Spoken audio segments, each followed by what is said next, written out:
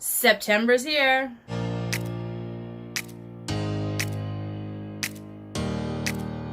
Hi everybody, I'm Amanda. You're watching Booked with Amanda and I'm here to talk books with you.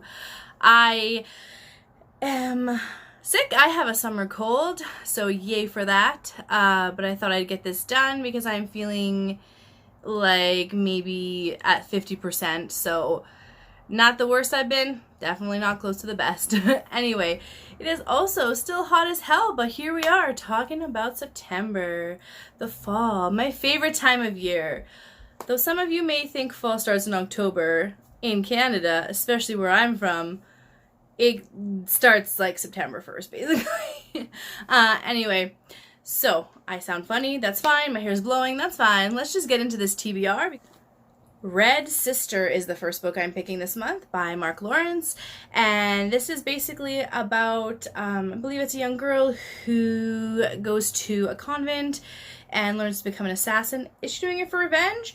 Maybe. I feel like I've forgotten what this is about pretty much, but I am super excited to read this. This is one of my 5-star predictions. I'm hoping to get those off my list by the end of the year if I can, so anyway, I'm excited. Everyone who reads this that I know loves it, so I'm hoping that I will love it also.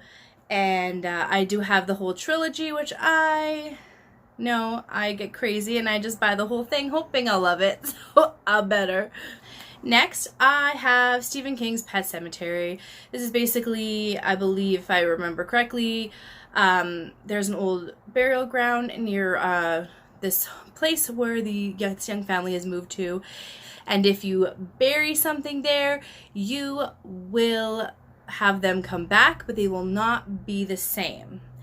So I watched the original back in the day.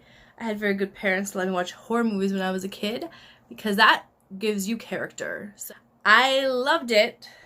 My mother not so much. She did not like the part with the little boy, but anyway, yeah, I'm excited to read it. I want to get through some of my Stephen Kings. I got a lot of Stephen Kings this last year, some new and some, actually quite a few, at the book sale for the Children's Hospital, so I'm excited to go ahead and try and get through some of them finally. I was actually thinking, side note, sort of related but not really, I was kind of thinking of reading Carrie this month because the school thing, but I have some other books I want to read, plus I think I have some things coming from the library which I may or may not read because I put them on my list a long time ago. I'm not 100% sold if I'm still into them or not, so we'll see how that goes. Next, I have The Unit by Nini Holmquist.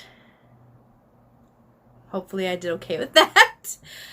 So basically, when you become a certain age, if you're male or female, the age is different, but once you reach a certain age, you're basically sent to this utopian society where you're taken care of, everything is done for you, you don't have to worry about money or anything like that, but they do have a stipulation that you are having your organs harvested until you're dead. And basically I think that like one rule is that you don't fall in love here. You're not allowed to date or anything like that. But this woman, she meets a guy and they fall in love, and this seems like a weird sci-fi romance, maybe? I'm not really sure, but it was recommended to me by one of my friends on Goodreads after I read Never Let Me Go by Kazuo Ishiguro. Is that even right? Hopefully. Anyway, so I'm excited to get into this. I found this on Book Outlet, I think like a week or two after she recommended it, and I thought, this is kismet, must buy, must read. Next on my list, I have Red Queen by Victoria Aveyard. I have had this book for a while, and it is on my Pop Sugar Reading Challenge, which I have not been reading anything from. I did switch out one of my prompts for We Have Never Lived in the Castle, which I read in August, but otherwise I haven't been plowing through that. I did great at the beginning, and then I just kind of quit, so anyway, this is for the prompt, I think, something about superpowers or whatever. Anyway, this involves a girl, from what I remember, that she is kind of like a lower class, basic person. And then there's like this upper class elite with superpowers, I think, and then she finds out that even though she's been born into this lower class with this red blood, that she's actually got superpowers too. Is that right? I think so. Again, I bought this a long time ago. It looked really good and I was really into it, and lots of people, I mean, there are mixed reviews, but there are a lot of people that have enjoyed it. So I'm gonna read it. I think it'll be a nice, easy read because it's YA. Next on my list, I have Holo Kingdom by Kira Jane Buxton. And this is basically an apocalyptic book following a crow who is obsessed with Cheetos and is trying to find a cure for the zombie apocalypse. It looks good. It looks, I know that some people have read it and said it was kind of sad and stuff, but I'm really into the premise. I'm into the non-human main character. I love zombie books, so I think this is gonna hit a lot of yeses for me. And the color, the lime green, I love it. The aesthetic alone on this book is just like my jam. Lime green, purple, and black. Yes, please. Next, I have Into the Water by Paula Hawkins. This is on my Pop Sugar Reading Challenge also. This is to read a book I planned to read or was supposed to read in 2018. Yeah, we're almost done 2019. This is fine. Anyway, do I remember what this is about?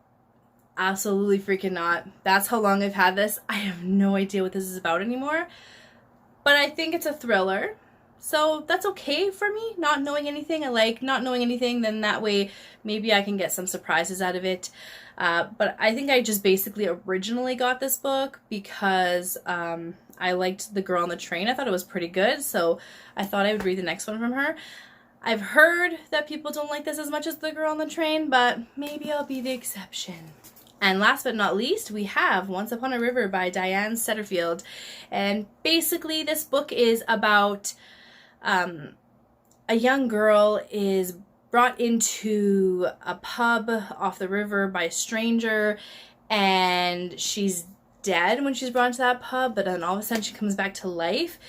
She ends up being mute, so she can't say what happened, and they don't know who she is, they don't know where she's from, and they have to kind of figure that out. I think this sounds kind of interesting, and I'm pretty into reading it. When I saw it on Book Outlet, I had to grab it. That is all for today. That is it. That is all. That's it for today. That is my entire TBR for September. I may or may not read extra books. I do have a few that I would like to read, but I also do want to start knocking some of my older TBR out of the park. Plus, I do want to finish my Pop Sugar Reading Challenge. That would be tragic if I did amazing at the beginning of the year and then all of a sudden stopped and didn't get the last few books done. If you've read any of these, let me know. And if you loved or hated them, I would love to hear your opinion. Anyway, thanks for watching today, and we'll catch you in the next one.